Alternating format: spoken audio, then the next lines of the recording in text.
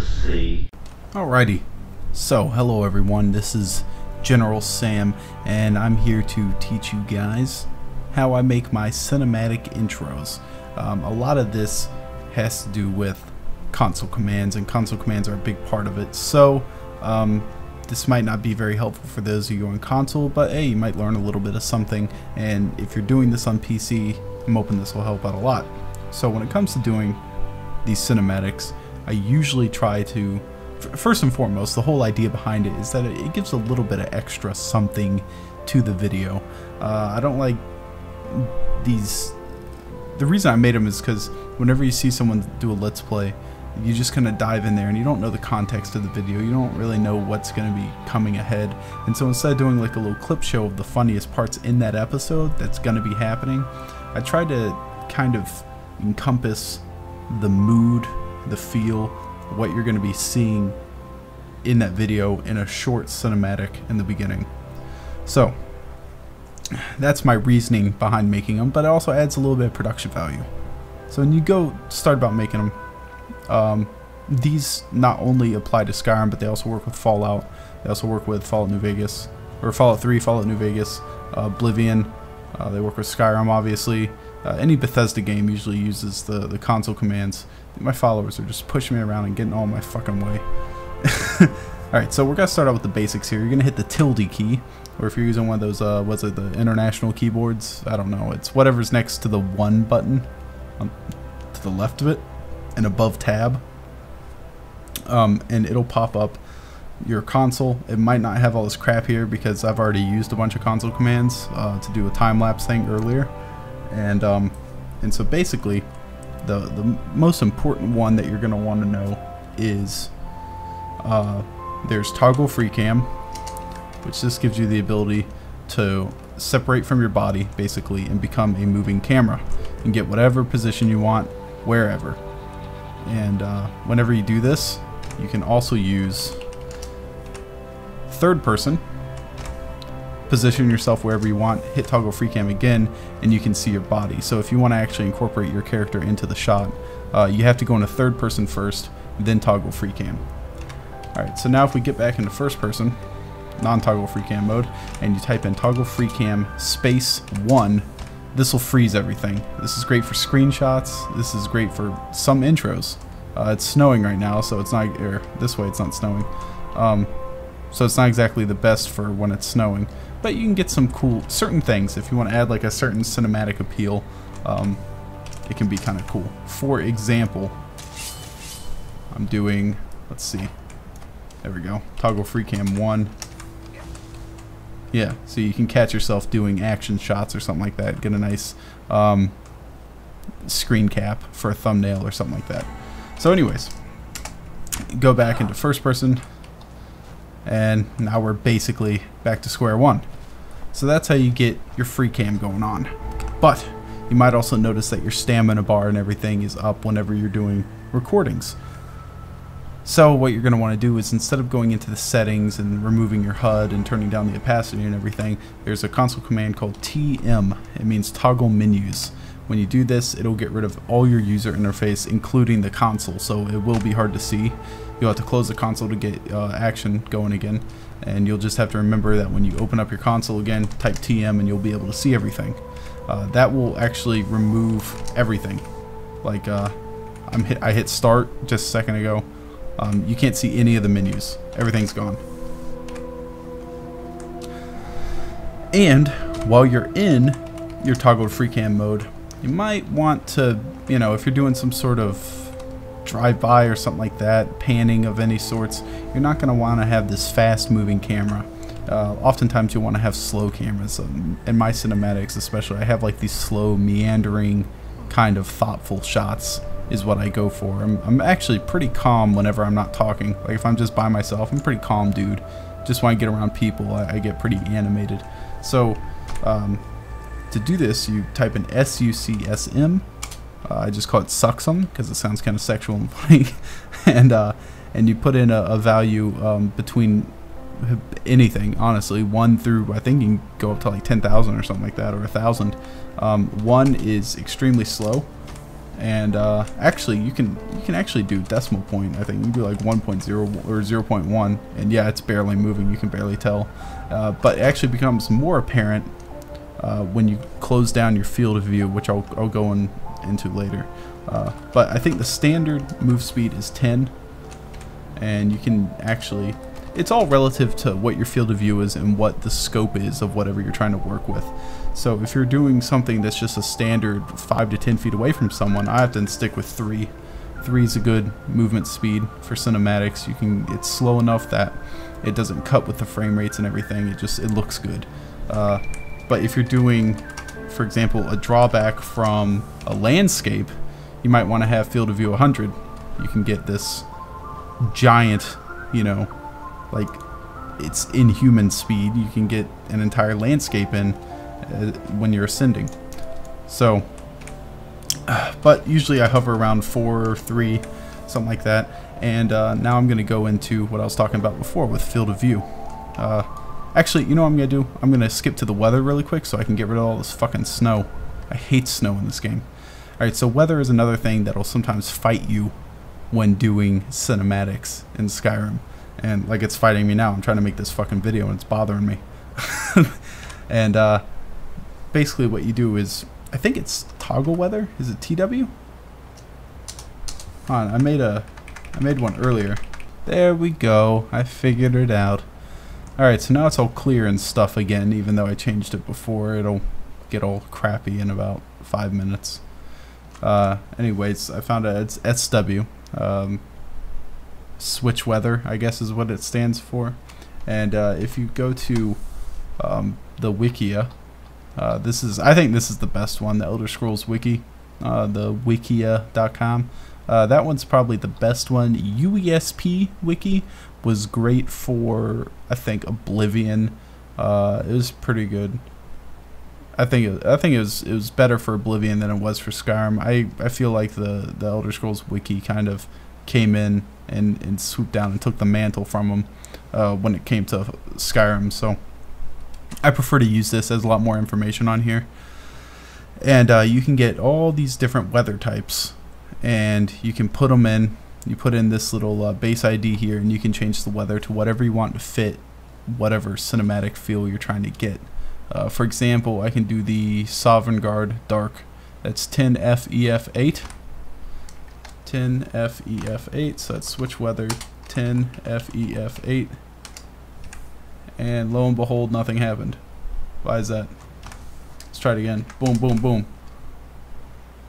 Something's happening. It's changing steadily. And now I have this nice little Dawn Star landscape with the Sovngarde above me. I did this in actually several intros, including, which is great, I did this for the Sword of the Sun video. There's one in here for Blackreach, and the Blackreach one is very, very cool because it's not so much a sky like weather augment as it is a it's kind of like a color correction. There, Blackreach weather 48C14. SW 4814. I thought it was, yeah, look, it's like a color correction thing. It crushes all the blacks, makes everything very dark, and it adds these floating little particles in the air. I thought it was phenomenal looking. It looks like something out of Tron or some shit. Everything's very blue off in the distance. So you can use weather as a way to kind of alter what you need to do, because the less work you have to do in post-production, like editing in your software, is kind of better overall. If you can do it while recording, you're going to be a lot happier with the results, because you tend to destroy footage as you do a lot of excessive color correction and particle work, and like After Effects is kind of a bitch sometimes, so I don't even mess with it that often. I'm not as skilled as everyone makes me out to be. I really am pretty limited. I'm self-taught when it comes to this editing crap. I haven't really watched any tutorials on how to do it. I just kind of figured it out, and so I'm not as well versed as a lot of other people are. I'd like to get better with it, but I seem to be running out of time recently. Alright, so anyways, I'm going to do Skyrim Weather, I guess, 81A, and that the standard clear. And I also like the gradual change it does. It doesn't just switch it immediately. It does like this gradual uplifting change, and so you can kind of incorporate that if you wanted to. Like a lifting of the veil kind of thing.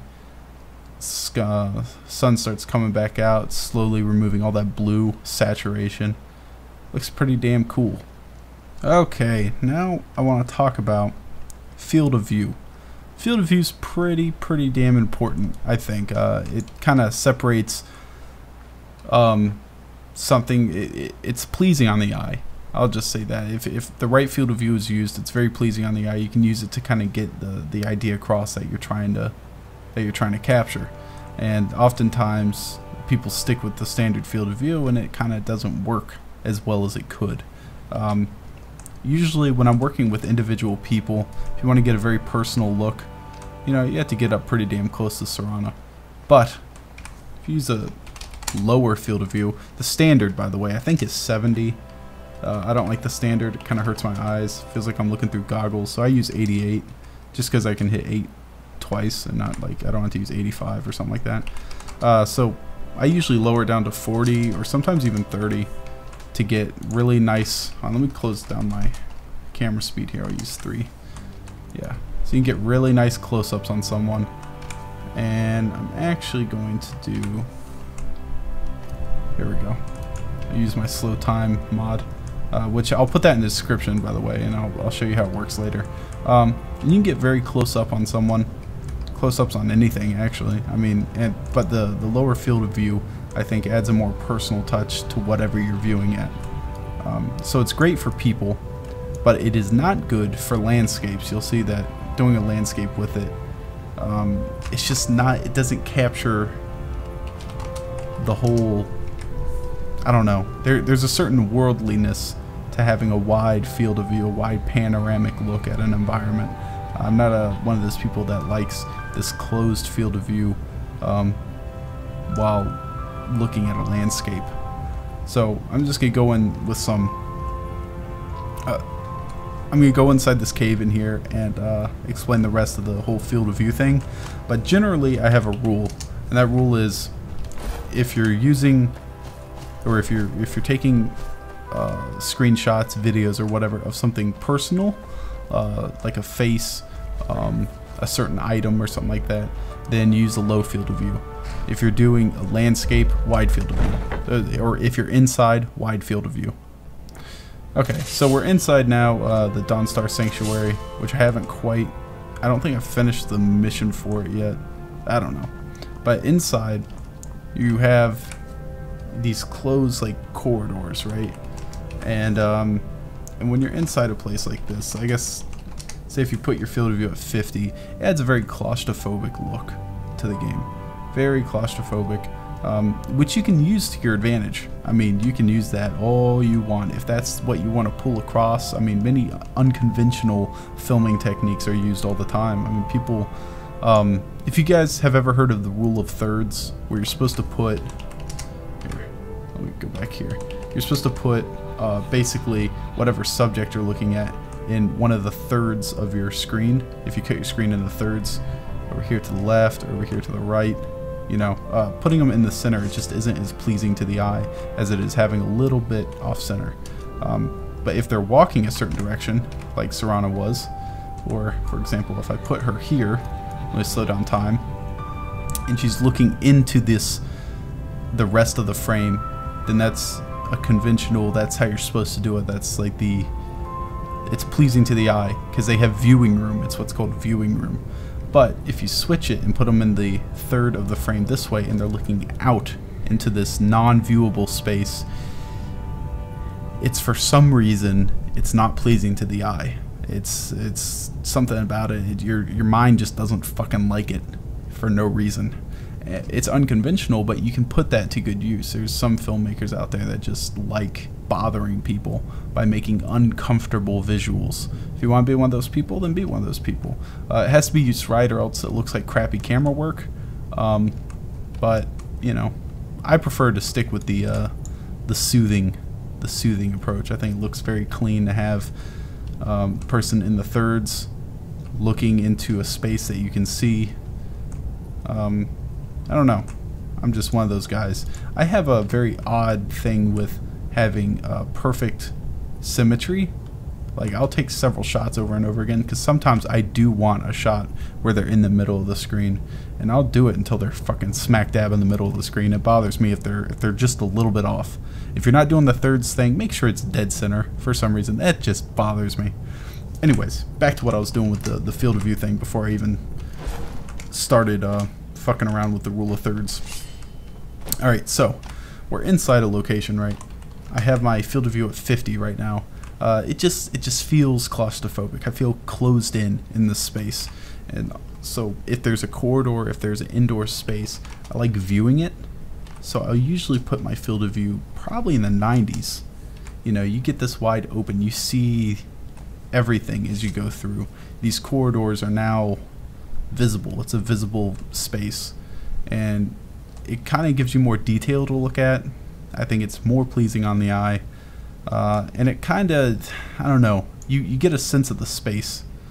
Kind of getting a sense of the space, I mean, because you as the filmer, I guess, you understand the space. You're looking around it and then decide, oh, I want to shoot this here. But the people that are viewing it are only seeing what you put up. So if you put up this small little piece like this, they might not know exactly where the fuck they are. They're looking at a blue butthole. They don't know what the fuck they're looking at. You know, I mean, so you gotta have, you gotta give them some visuals so they know where they are, so they understand what they're looking at. And man, it just got dark as hell in here. Anyways, that's my ramble about field of views. Keep them low for personal things. If you're indoors or looking at landscapes, you keep them high. You keep really high field of views. Did I go the wrong way? How do I get out of here? Alright. Some of you have been wondering how I do those time lapses that I do in the intros of my videos. So I've decided to show you how I do it. And it's used with console commands. I don't literally sit there and just leave my camera in the Freecam mode and wait there for 25 in-game minutes or something like that and then speed it up in editing. What I do is I use the console commands. There's a certain one called sgtm. I forget what it stands for. It's something global time modified, and then maybe Skyrim global time. I don't know. sgtm, and then someone about fucking pushed me off the edge. Serrana, come on. And basically what this does is, the usual setting is it works as a multiplier, is basically what it is. And the normal setting is 1. You're going at 1 times speed. You're going at normal speed. And you can speed this up by going faster than that. And actually, as a little test, I'm going to see if you can slow it down at all. Can I go at like 0.4? Oh, word, you can slow everything down a little bit. And that's swanky. Did not know that. The more you know. This is another tool. See, this is why it's good to make videos for people, because you'll learn things yourself. Alright, so that's another tool you can use. You can use to slow that down. Alright, so you see how the horizon is getting kind of light out here. I came out here for a reason, and that was to basically show you how I do my time lapses. When it comes to a time lapse, I'll go and toggle Freecam. That keeps the view live. It doesn't freeze everything. And I usually try to go for a wide field of view, which is great for these panoramic shots. If you're doing landscapes, you usually want a wider field of view. So I'm going to do field of view 100, kind of get this bubbly look going on, and I think that should be good as is. I'm going to go get to a good position, which I think would be right about here, and then here comes the goodies. See, there's also a problem with this console command too, because hold on, let me set it. I don't like to go above 15, so I'm going to do 14, and that should speed up everything. You see the clouds start to move, everything starts to happen, and the sun will rise now. And what's great is if you have a controller, you can kind of move with the time lapse. If you set your camera movement speed down pretty low, you can get a really smooth panning time lapse, and it looks great. But anyways, the problem with this global time modification, the sgtm, is that if you're in a place like a city that has a lot of plates and tomatoes and shit, just a lot of things that are spawned in the area, they begin to rattle around. They move for some reason, no idea why, and so it'll cause bad frame rate bugs. Like you'll have a drop in frame rate. There'll be a lot of issues. And I don't advise it. You could try it inside towns and stuff, maybe a little bit of a speed up, but I've noticed once you get up into the higher stuff, like plus 10 times multiplier and up, you'll start to have bugs where people will literally fly around. It'll kill guards and stuff. It'll kill people. They'll start rattling around and they'll fly up in the air and fucking die. It's actually kind of funny, but it's not recommended. Now, oftentimes I can take these, hold on, I'm going to see how large of a field of view I can get here. I'm going to do 150. Maybe that's a little bit too large. See if I can get some of the, there we go. Oftentimes what I do is, like, after you get these time lapses, they might take 2 or 3 minutes to get what you want, and then in editing, you can, you speed them up a little bit. And when I speed them up, I'll probably make them 10 seconds or so. That's generally what I do. So yeah, and to get everything back to normal, sgtm 1. Can't stress that enough. 1 is the standard time, and as I showed you before, you can go into the decimal points and get a slower speed. Which actually, I'm gonna go do some actual full testing on that. I'm gonna do 0.1. See how slow it gets everything. Huh. The only issue with this is that, unlike the slow time ring that I have, it loses frame rates. Like, you see the smoke on my sword? It loses some of the frame rates on it. Besides that, though, it looks really, really good. Might be good for those of you who don't like modding, just keeping it pretty simple. Although this does affect your, let's see if I can. Ooh, shit. Uh-oh, Serana just got knocked up, bitch. Let's put away the sword. Yeah, I mean, it works pretty well. I don't have a complaint with it. I prefer the ring, though. But the nice thing with this is that you can have whatever speed you want. Unlike the ring, where it's just basically slow as shit, whether you like it or not. So that's kind of nice if you just want a medium amount of slow-mo. And maybe if you use the ring in conjunction with sgtm, you could probably slow it down quite a bit. Okay, so now for the final thing, and that's the slow time ring I have. The mod will be in the description. It is basically just a little ring that I have. It's called the slow time ring. I favorite it. Once it's in my favorites list, I have it here, and I'll set the quick equip onto 1. I just put it as 1 because I have a Razor Naga. I know, make fun of me now if you want. I don't care. I like Naga. I don't give a shit. Everyone makes fun of people for having Razor products. I love my Naga, man. Anyways, I put it as the 1 because I can hit that with my thumb on the keypad, and then with the push of a button, I can slow time. Now, this is pretty cool for doing cinematics because you can catch someone mid-swing, and you can slow it mid-swing. Which is nice for, like, it's just nice for your followers, because the weird thing is it slows your followers down more than you. If you look at, for example, if I go to do my own swing, it doesn't slow me down all that much. But if I can get them to do a swing, I can show you how much it slows them down. It'll slow them down a buttload, man. Here, there's a walrus over here. There's some other things that you're going to have to worry about with this slow time ring. Oh, by the way, it's found in Riverwood. Or River Run, I'm sorry. Isn't it River Run? Alright, so this thing's mad at me. Let's see if I can get these guys to attack it. Get over there, bub. Alright, here comes Belrand. Come on, Belrand. See, look how much he slows down. I don't slow down all that much, but he slows down to a crawl. No idea why. It doesn't really explain it, but, you know, it just happens. Okay, so this thing's found in River Run. Is it River Run? God damn it. I keep, like, I'm reading Game of Thrones still, so I just don't know what it's called. This place. Riverwood. Okay, it's found in Riverwood. Sorry. In the blacksmith's shop behind his tanning thing. next to, like, there's like a little tanning thing over there. You can find it behind there. It's like, it's on the floor. You like put it in the weirdest place. It's on the mod page. You can see it there. Alright, so there's some problems with this thing. Notice when I start doing it that purple comes out, right? Well, if you go into toggle Freecam, and you're probably going to use it in third person anyways, not third person, but in the Freecam mode, you don't see the purple, right? But here lies the problem. If you do toggle Freecam, and you're going to do it trying to get something of yourself third person, so you're looking at it yourself and everything, and then you do slow time, you're going to have all this shit around you. It comes out and it's just fucking... Look, it's like this big purple ball of shit. Which kind of looks cool in its own respect, you know? But it does get in the way. It's shooting, especially at nighttime. For some reason, it's not that visible in this environment. It's only visible because I did like a million of them at once. But usually you'd be looking at that, you know, which isn't that bad. But at nighttime, some environments, it can get kind of annoying. So make sure you wait it out, or you go into first person before you start using the slow time ring with Freecam on.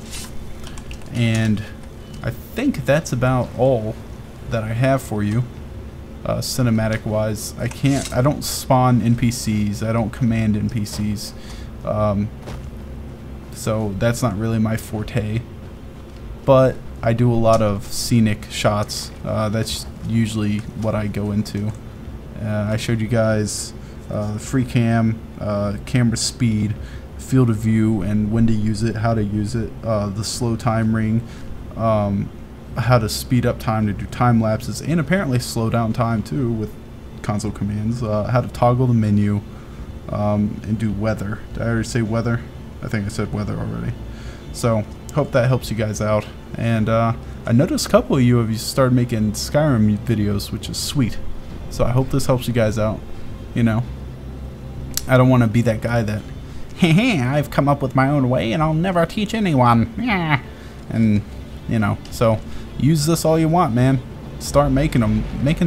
If you're thinking about making a channel, don't fuck around, dude. Make it. It is the best shit in the world to make a video and have someone else enjoy it. It is the best feeling in the world. So get out there, make some videos, whatever you want. Find a niche. You need to find a niche. Whatever that niche is, you know, find it. Start making videos. Best shit in the world.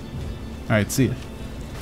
Oh, another thing is, god damn it, Serrano, you moved in my way at just the wrong time. If you want interesting shots, stale panning shots were kind of a staple of mine for a while, until I bought one of these built for PC Xbox controllers. They're great because you don't have to use just left, right, forward, and back anymore with your keyboard. See, the mouse is great for accuracy. It's the most accurate thing you can have for controlling games. But the problem is it's not steady. So you can't make steady turns and everything. And that's the joy of having joysticks. Joysticks keep everything steady, and you don't have any problems with jerky movements. So if you turn down your sensitivity a lot, then you should be able to make some very smooth movements without any issues. And I would highly suggest, if you're making any sort of cinematics, any sort of intros or anything, that you get a controller. It just amps up the quality a boatload.